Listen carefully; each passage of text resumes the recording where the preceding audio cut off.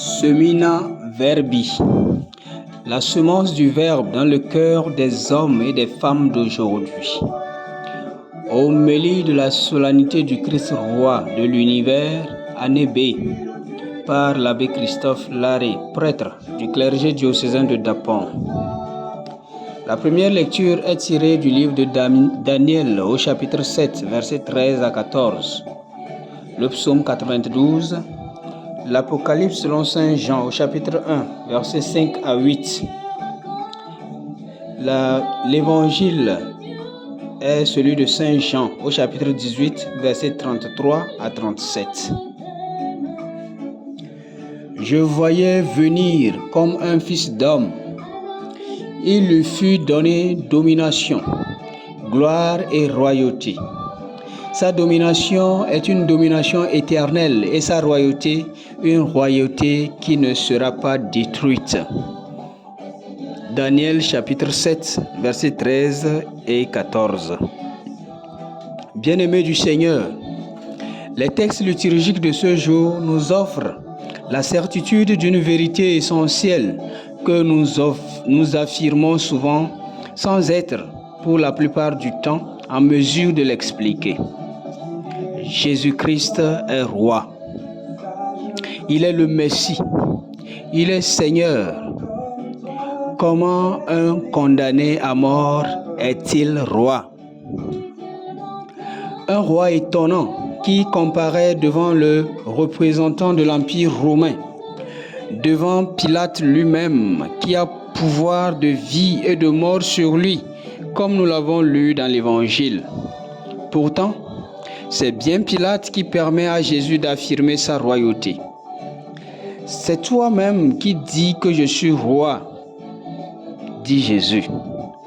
Sans doute, la royauté de Pilate est celle de la domination sur les autres hommes, tandis que la réponse de Jésus ouvre à la réalité d'un royaume qui n'est pas de ce monde et d'un roi venu dans ce monde pour rendre témoignage à la vérité.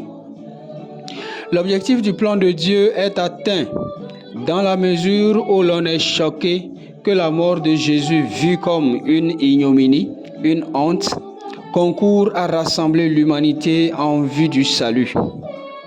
Dieu ne finit de surprendre l'homme avec un entendement différent.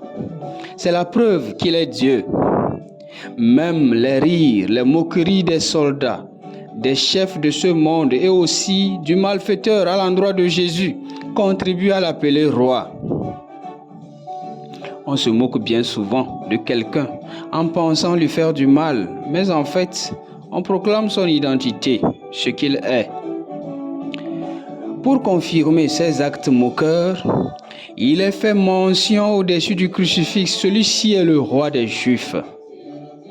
Et pourtant, quel scandale que le roi tant attendu paraisse si impuissant jusqu'à se faire clouer sur une croix.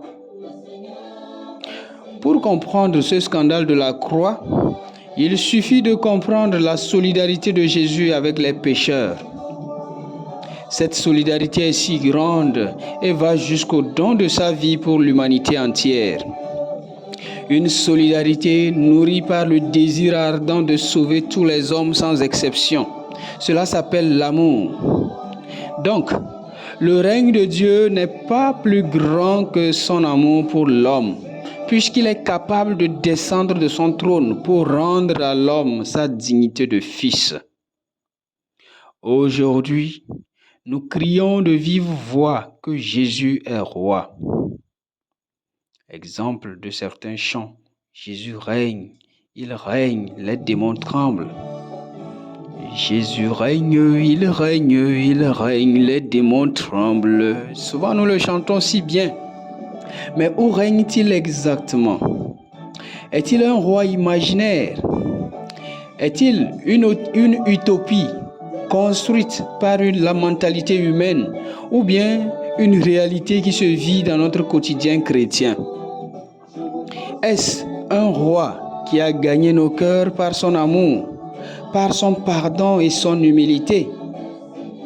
Est-ce bien ce roi? nous pouvons lier le règne de Jésus au cœur de chacun qui doit promouvoir le bien. En effet, Jésus a délocalisé son règne dans le cœur de chacun. Il y règne chaque fois que nous optons pour le bien, car son règne est un règne de paix et son empire un empire de bien. Il y règne quand notre conception de la vérité n'est pas obscurcie par quelques poursuites de gains, pouvant amener à vendre le pauvre pour un sou, comme l'évoquait jadis le prophète Amos. Jésus règne où? Dans nos cœurs. Tout ce qui est cœur noir donc, c'est à refaire. Cœur rempli de jalousie, à refaire. Rempli d'envie, à refaire. Cœur rempli de cupidité, à refaire.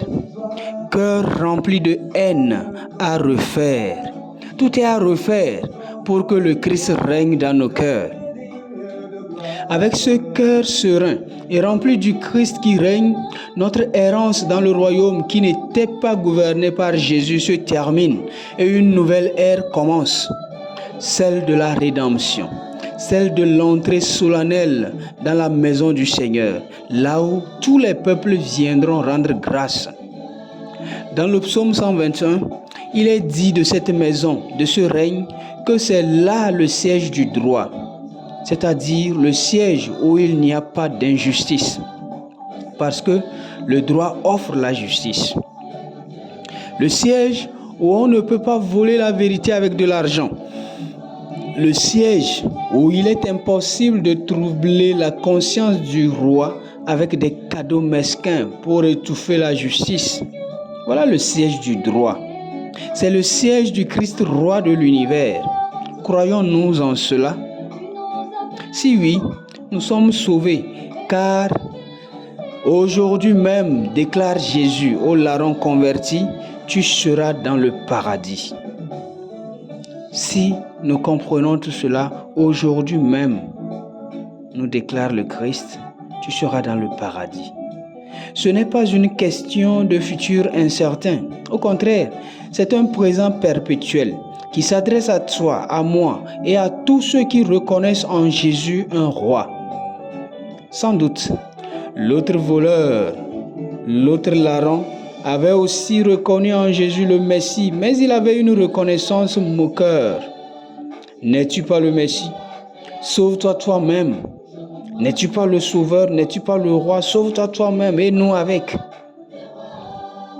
Bien-aimés du Seigneur, et nous, chrétiens, ne nous arrive-t-il pas de critiquer la patience de Dieu? N'es-tu pas Jésus? N'es-tu pas Fils de Dieu? N'es-tu pas Roi, Sauveur, capable de tout? Pourtant, pourquoi ne me sauves-tu pas? Pourquoi ne me donnes-tu pas de l'argent? Pourquoi ne me trouves-tu pas un boulot? Pourquoi ne me trouves-tu pas un mari? Pourquoi ne me trouves-tu pas une femme si tu règnes, si tu es le roi? Tant de questions en suspens. Et pourtant, Dieu ne te doit rien. On réclame à celui qui nous doit, mais à celui qui nous donne gratuitement, on se contente de ce qu'il donne. Oui, bien-aimés du Seigneur, le temps de Dieu est le meilleur. Tout ce qui nous est demandé est la confiance en Jésus. Cela suppose un abandon en lui, sans même se soucier de ce qu'il fera de nous, parce qu'il tient le monde dans ses mains. Dis-lui seulement, comme le bon larron, « Seigneur Jésus, souviens-toi de moi quand tu seras dans ton royaume. » Oui, daignons élever cette prière envers Jésus, roi des rois. Seigneur Jésus, ton royaume, je le sais, n'est pas un territoire délimité comme celui d'un chef canton. Ce n'est pas non plus un ensemble d'États-Unis comme le Nigeria ou l'Amérique. Ce n'est ni un quartier de Dapang ou un quartier de Lomé, mais le monde entier. Et fort de cette conscience, Je te demande de ne pas permettre que les hommes se traitent comme si le monde leur appartenait ou comme si par leur mérite quelconque, quelque chose de nouveau pourrait s'ajouter à l'immensité de ton royaume. Accorde-nous donc de contribuer au bonheur des uns et des autres sans distinction de race, langue, peuple et nation. Amen. Christ, roi de l'univers, viens régner dans nos cœurs. Dans notre rubrique Nourrir ton talent aujourd'hui, nous allons contempler le règne de Dieu, contempler le royaume de Dieu comme un règne de paix. Et cette paix vient de nos cœurs.